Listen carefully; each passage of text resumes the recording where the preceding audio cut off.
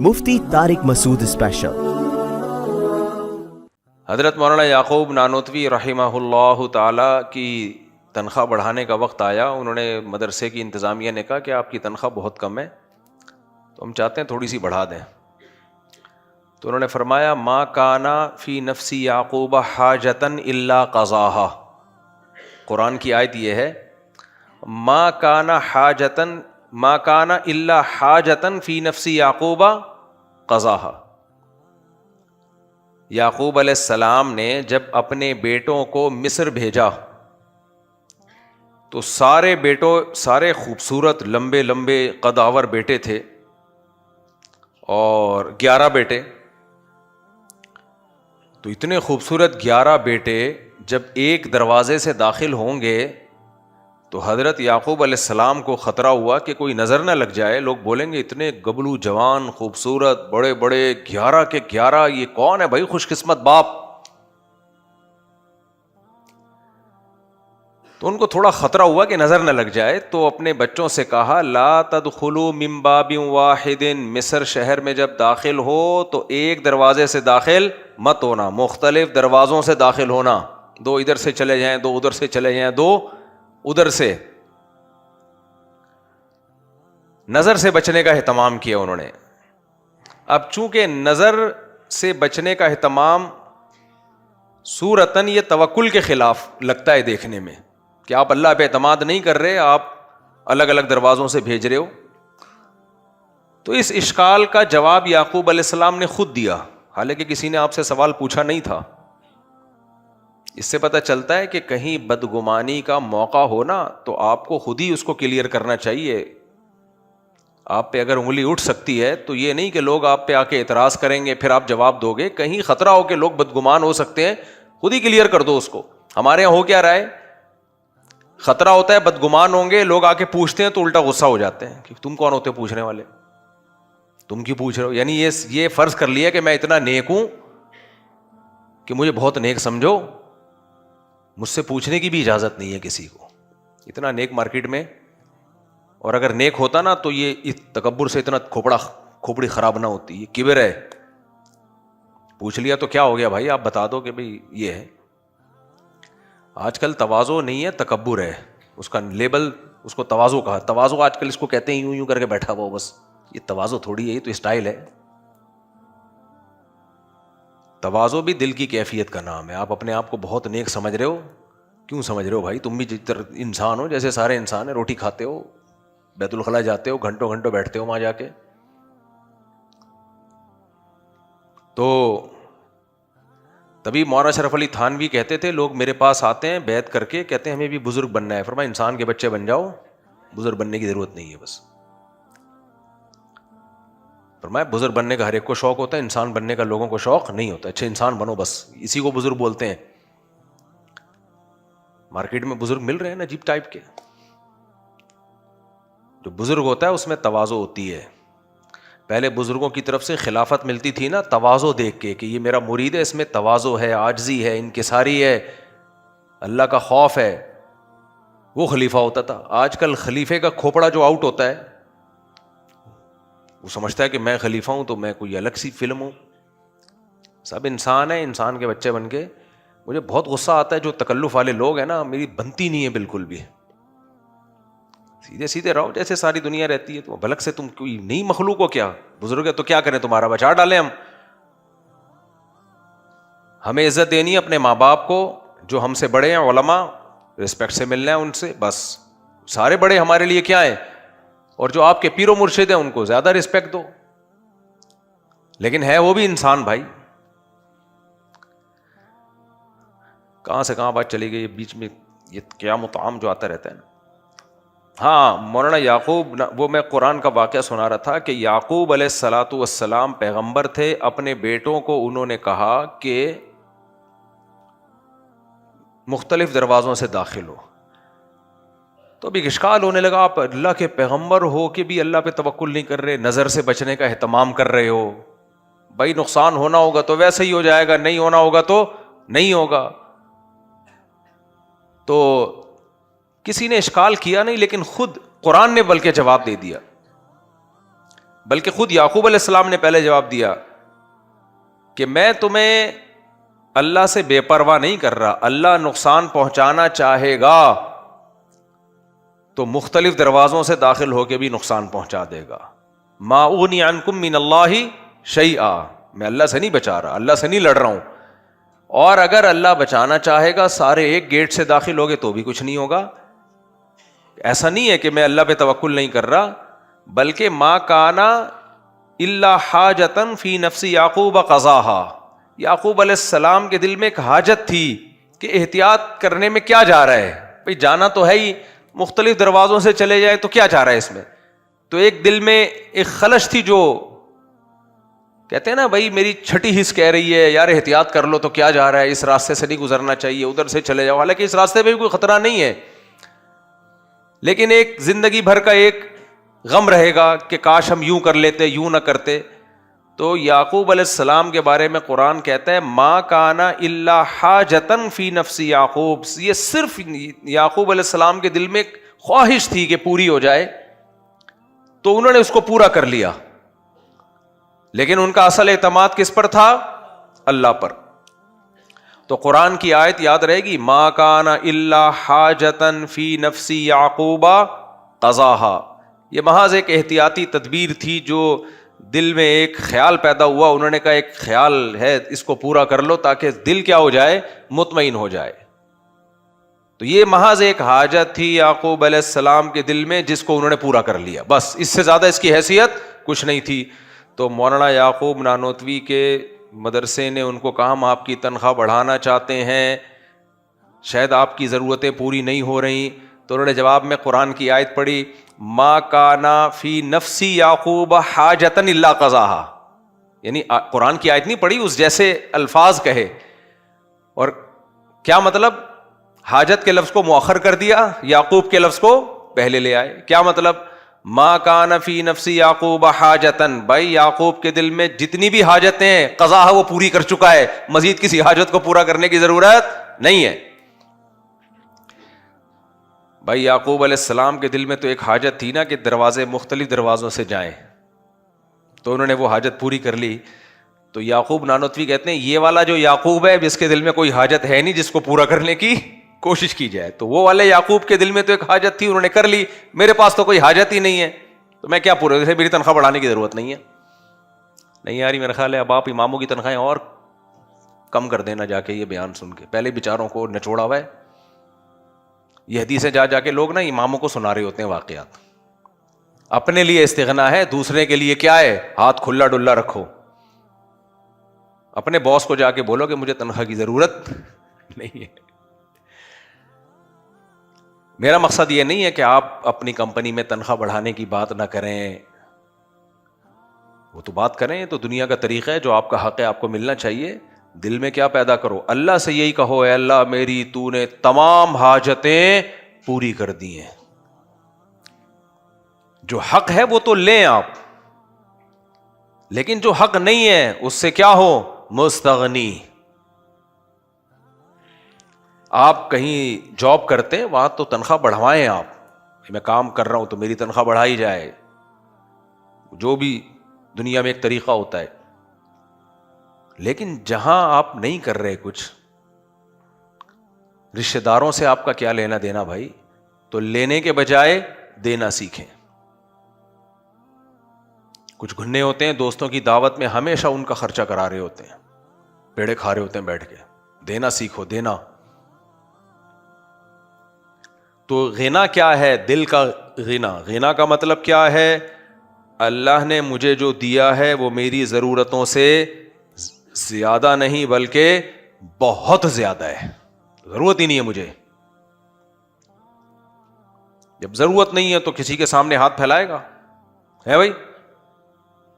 آپ کہہ سکتے کیوں ضرورت نہیں ہے، غربت دیکھو، مہنگائی دیکھو، یہ مولوی لوگ ممبر پہ بیٹھ کے باتیں کرتے ہیں، ان کے تو چندے آ رہے ہوتے ہیں، حالانکہ کوئی چندہ بندہ نہیں آ رہا. میرے پاس تو گفٹ میں خوشبوئیں آتی ہیں، جو آتا ہے جے ڈاٹ کی ایک تھیلی ڈال کے اس میں خوشبو مجھے دے رہا ہوتا ہے.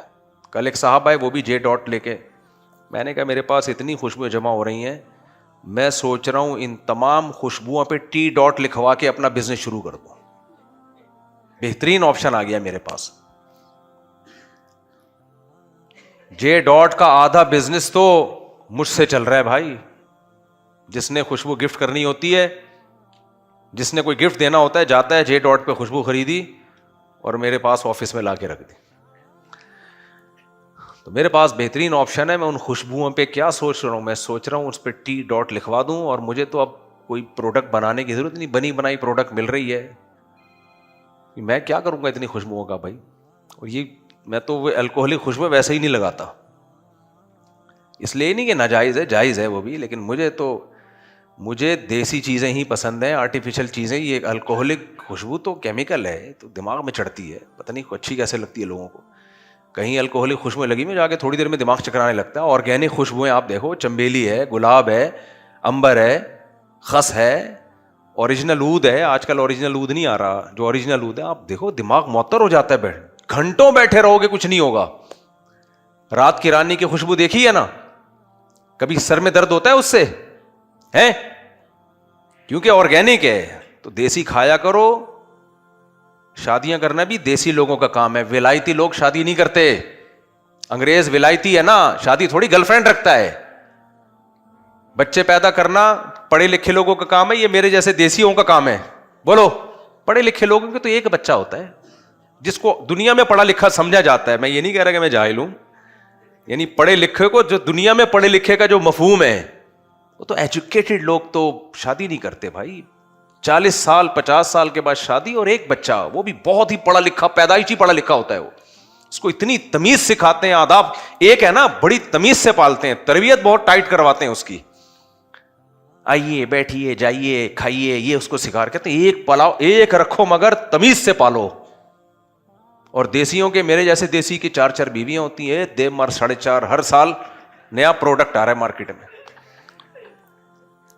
پھر لوگ کہتے ہیں تربیت کہاں ہوگی. تو یہ کام ہم نے دیسیوں والا کیا. ہم لوگ مجھے کہتے ہیں بدل گیا ہے, بدلا ہوتا اے بھائی ہم دیسی ہی ہیں, اللہ کا شکر ہے ہم دیسی ہیں. تو دیسی کام کیے کہ نہیں کیے, یہ ولایتی لوگوں کا کام نہیں ہے. پراٹھے بھی دیسی گھی کے کھاتے ہیں, اور کھاتے بھی پراٹھا ہیں.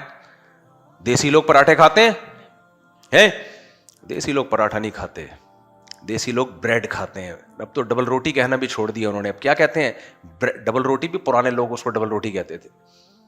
بریڈ کھاتے ہیں. کیا کھاتے ہیں, بریڈ, اس پہ جیم لگاتے ہیں, بلیو بینڈ مکھن. دودھ بھی پیکنگ کا پیتے ہیں. ان کو تو یہ جو گائے اور بھینسوں کے دودھ میں اسمیل, بدبو بھی نہیں آتی ہے, اسمیل آتی ہے. کیا آتی ہے ان کو, اسمیل. خیر یہ تو بڑے قصے ہیں. تو اللہ کا بڑا فضل ہو گیا, اللہ نے مجھے دیسی ہی بنایا, اور میرے شوق بھی کون سے رکھے, دیسی رکھے. خوشی اسی میں ہے میرے بھائی. یہ جو آرٹیفیشل زندگی ہے نا, بکواس ہے یہ. اچھا آج کل مارکیٹ میں بزرگ بھی ولایتی آ رہے ہیں.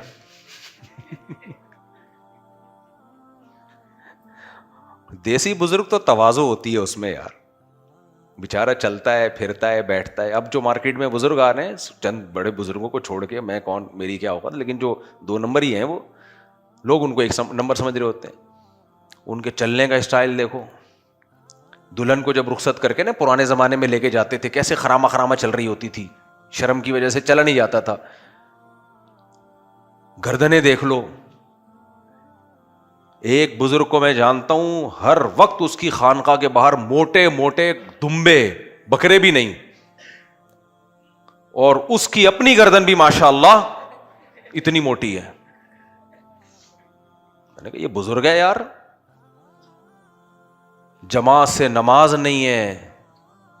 وہ سمجھتے ہیں کہ یہ بے وقوفوں کا کام ہے مسجد میں آ کے جماعت سے نماز پڑھنا. رکشے ٹیکسی, بزرگوں کے پاس ٹائم ہی نہیں ہے مسجد میں جماعت سے نماز پڑھنے کا.